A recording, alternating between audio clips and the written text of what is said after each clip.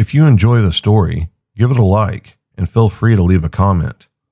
Also, be sure to subscribe and click the bell icon to be the first to hear new cryptid tales.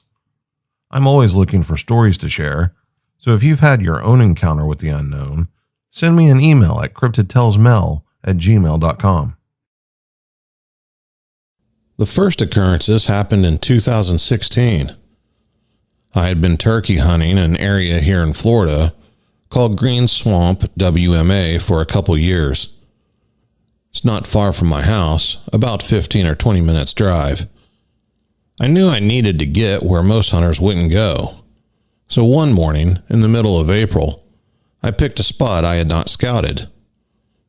I grabbed my shotgun out of the back seat, put my 9mm in my leg holster, and started walking in on one of the many fire roads.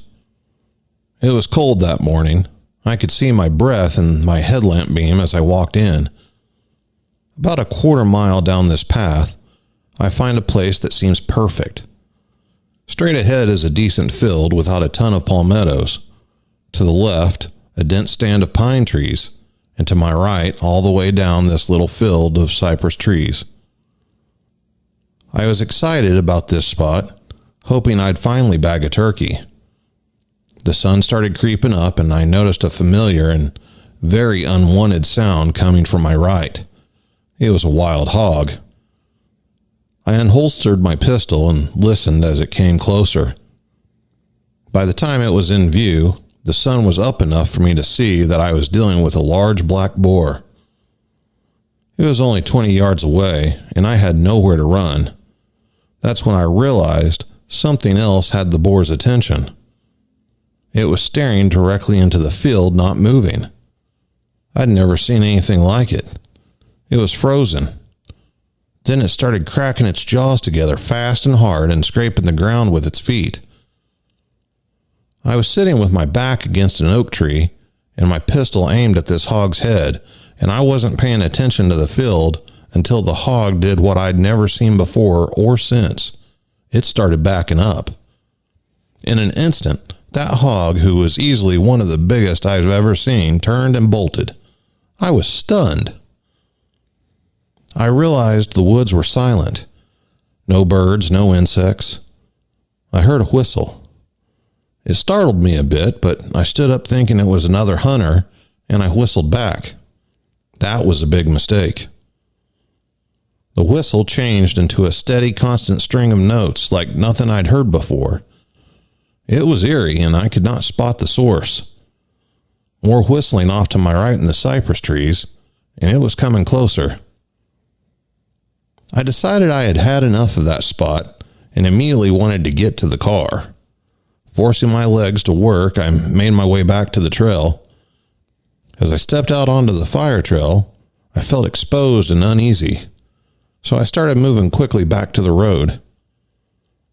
The whistling noise had stopped, but now I was very aware of something following me in the thick brush. I couldn't see it, but knew from the sounds of the steps it was large. I wondered if this was the same feeling an animal feels when it's in the hunter's sights.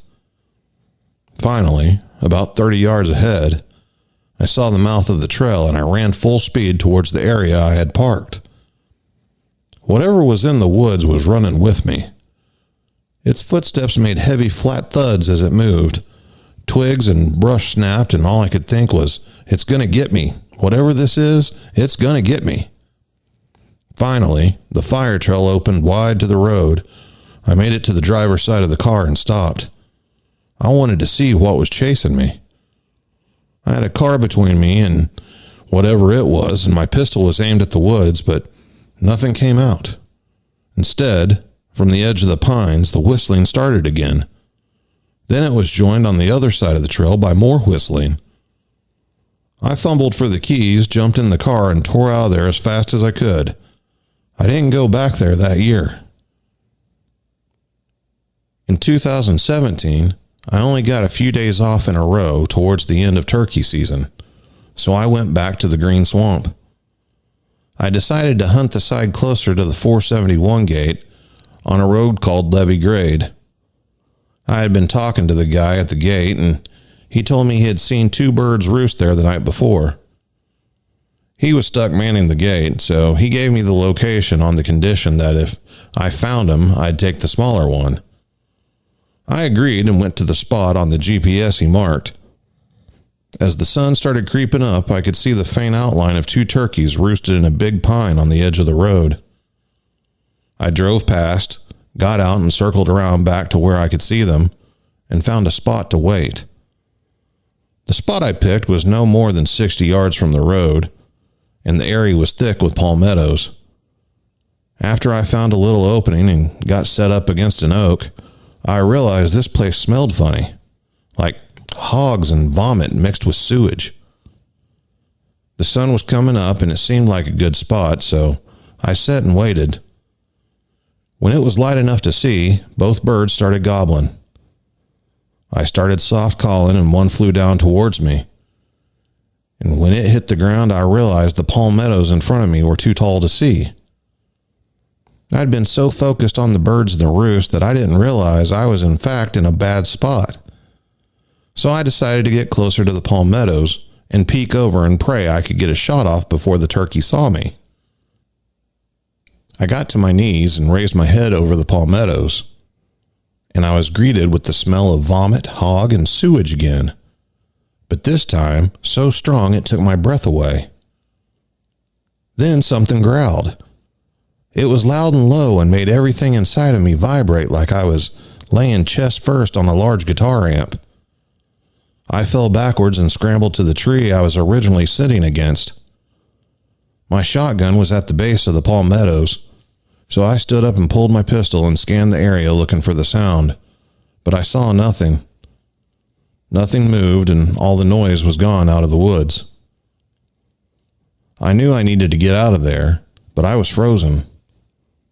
I'm not ashamed to admit that I was scared. After what felt like eternity, I forced myself to take a step forward, then a couple more, until I could reach my shotgun. I reached down and grabbed it, and as I stood back up, another growl, this one deeper and angrier than the one before. My heart was in my throat, and at this point I knew that whatever that sound was coming from was big, and turkey loading a 9mm was not going to cut it. I backed up a few paces, looking all around me, but always keeping those palmettos in front of me. I knew at any moment whatever just growled at me could show itself. I started sidestepping to get to the road. I must have looked like an idiot, but I couldn't bring myself to turn my back to those palmettos. I made it to the road in the truck. I was shaking and wanted out of there. I decided to go down to the river and collect myself. When I arrived, I saw other cars and instantly felt better. My cell phone had a signal which surprised me. I called a buddy who hunts here regularly and told him what had happened. He thought I was overreacting and said I was probably on a bobcat or panther kill and that I got lucky they didn't try to run me off their lunch. Now I was thinking he was right, so I went back to see. I left my shotgun in the truck since birdshot wouldn't do much against a panther anyway. I made sure my pistol was chambered, and then I headed right back to where I'd been that morning. It had warmed up quite a bit by now, and I was expecting that smell to be worse. But the smell of hog and vomit, etc., was replaced by the smell of dead animal, and for lack of a better term, like a rotten gut pile. When I got to the palmettos, I used a machete I had in the truck to cut them away with one hand, while I held the pistol in the other. As the palmettos gave way, what I saw still bothered me. My buddy was right, there was a kill site, but it wasn't a bobcat or panther kill. There was a hog, with its one back leg twisted in the wrong direction. Its side and belly were ripped open, and its ribs looked like they had been pulled apart and folded over, almost like opening cupboard doors. The insides were a bloody mess, and the one front leg was missing. I realized I was messing with an active kill site of a big predator, and that was a seriously bad idea. Then the growl came again, this time from behind me. It wasn't as close as before, but I still felt and heard it. I ran like a madman away from the carcass through the palmettos and back to the truck and hauled it out of there. Nothing else happened that season. I stayed away from the green swamp the next year. I couldn't shake the two occurrences that had happened there, so I tried hunting different WMAs all of 2018. My oldest stepson had come home from the Army and wanted to start turkey hunting, so I agreed to take him and teach him. But we had no luck at the other two WMAs we tried. The only way we were going to get into some turkeys was to go back to the green swamp. I told him about my experiences there and that I was not thrilled to go back. He suggested that nothing would bother us with multiple people there, and that sounded logical to me. In March 2019, I was back hunting. The spring turkey hunting had been quiet and typical for public land hunting. I steered miles clear of the areas I had the first two occurrences at, and only had to deal with people walking in on our setup or using calls they really couldn't use and scaring off the birds we had coming in on us. My stepson and I were having a great spring. I was getting us into the birds, but we had not closed the deal on one yet that season. I was happy to be hunting with one of my stepsons. I was actually happy to be in the woods again. By this time, I've started trusting my gut. If an area doesn't feel right, I'm not going near it. And it had worked so far that season. But on Wednesday, the 27th, we walked into an area across from a little footbridge. We went without scouting the area, but nothing ventured, nothing gained, I thought to myself. My son said he had a funny feeling about this spot. I didn't, so we kept on going. It was 45 minutes before sunrise, and we had our headlamps on, searching for a spot with enough cover for two hunters. I heard my first whoop. I thought those noises I heard on the canned Bigfoot shows were fake and goofy. I even thought it might be my son messing with me. I told him to knock that crap off and that he was going to run the birds out. He looked at me like I was nuts and said it wasn't him. Another, louder whoop came from the treetops directly above us. We both dropped and were scanning the trees. My heart was in my throat again, and I could hear it beating in my ears. There was no noise and no wind, but the branches of the big oaks around us started moving. So we got up and backed out of there and left. Thursday, March 28th, we decided that we would hunt along the power lines on tram grade, a spot we hadn't tried yet, but it looked promising. An open field lined on both sides by thick cover. I planned to set up at the base of the power line metal towers. We pulled in and got out to get our gear ready. I instantly had a bad feeling. Something was wrong. I'd later find out my son had the same feeling but kept quiet about it. After I had everything set up and loaded my shotgun, I unholstered my .45 and chambered around. Then sat back down in the truck and took a drink of my coffee. My son was wanting to go set up, but I told him I wanted to wait and listen. Maybe we would hear birds gobble before we went in. I didn't want to tell him that my instincts were screaming for us to get out of there. My son needed to relieve himself, and I did too, so we got out and quickly finished that. When I sat back in the driver's seat, I noticed the only sound I heard was the power lines humming above. 60 seconds earlier, the woods were alive with bird sounds at dawn. It happened that quick. And then the whistling started. That earlier feeling that something was not right, it doubled down. I felt sick. We both had heard it, and my son mentioned that he knew my worries were real and the stories I had told him were true. Before I could say a word, we heard another whistle. I had had it. I got out of the truck and started loading my gear back in and closed the back door as quietly as I could. Before I could get back in the cab, the roaring started. It was on both sides of the power line up in the woods. Coyotes started howling and yipping, and we saw several break cover and take off running full speed away from where we sat. Then another roar, so close to my side of the truck I felt it through my chest. I started the engine, thank God it started, and we got out of there. Another busted hunt. We talked about it on the way home, and in my mind that noise had come from a creature that was moving real fast, and I could not figure out how it got from one location to another so quickly. And then I realized it was more than one. We had been surrounded. I hate to think how the day would have gone had they not warned us to leave before daylight. Had we been farther into the woods and a long way from the truck, we might have been in a pickle. March 21st, 2020. It was opening day, and the fog out in the green swamp was so thick that at times I couldn't see the road. It took what felt like an eternity to get to the area I had been scouting. And just my luck, parked in the spot where the trail meets the road, 3 trucks were crammed in the mouth of the trail. I wasn't hunting there. As I drove on through the thick fog, I had a surreal moment of clarity. I was lost, both figuratively and literally. I couldn't tell where I was due to the dense fog, and the place that I had scouted and even saw turkeys at was now no longer an option.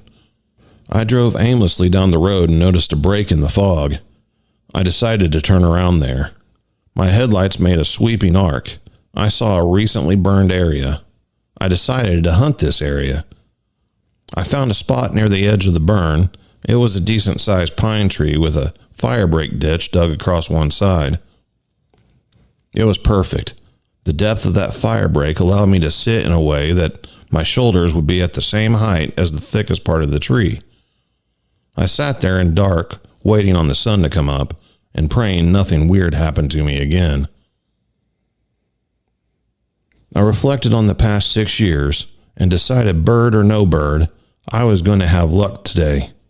I settled in and relaxed. I was not stressed from my previous experiences. 3 minutes later, everything changed. Turkeys were gobbling all around me. After a lifetime of calling and listening to a bird circle me, there was a gobble right behind me. I quickly and quietly peeked around the tree to see a hen and Jake standing 20 yards away. I thought to myself, this is the payoff for 6 years of hard work. I raised my shotgun to find my mark on the Jake's head, and I couldn't help but smile. This Jake sounded so big with his deep drums and gobbles, but looked on the small side.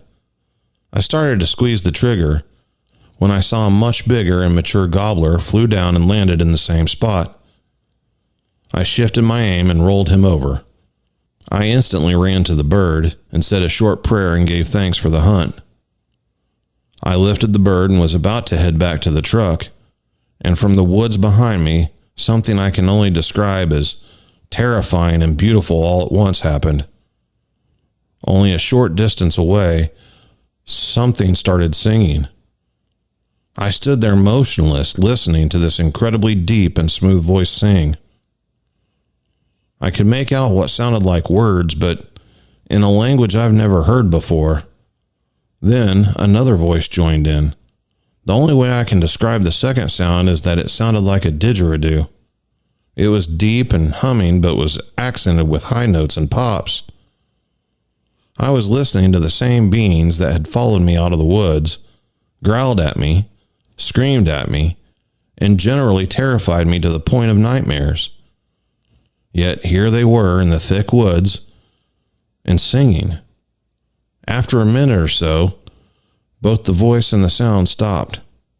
It was dead silent again. I didn't know what to do. I was astonished at what had just happened. I wasn't afraid, but didn't want to push my luck, so I did the only thing I could think of. I softly said thank you. I turned, picked up my turkey, and walked as fast as I could to the truck. When I was almost to the truck, I heard a whistle and then a short whoop sound from close behind me. I turned around thinking I was going to see one face to face. My hand was on my .45 as I turned. I was tense and ready to draw my gun and defend myself. but when I turned, I saw another hunter approaching me. He was an older guy, probably in his early 60s. And when he got close enough, he looked me up and down and said, "Nice bird, but if you ever make that much racket again, don't be surprised if you end up shot full of birdshot." "What the hell are you talking about?" I said. He said, "I don't care what foreign crap you're into, but playing that jibber jabber on your phone that loud was bullcrap." I unlocked my truck and pulled my phone from the truck and explained to him it wasn't me, but that I had heard it too. He turned bright red and apologized for the embarrassment dripping from every word. His tone and whole demeanor changed, and we talked for a few minutes. He was actually a really nice guy. He asked if I had an extra water. I gave him one, and he thanked me and congratulated me on my bird. He walked into the woods. I never told him in that conversation what was making those sounds.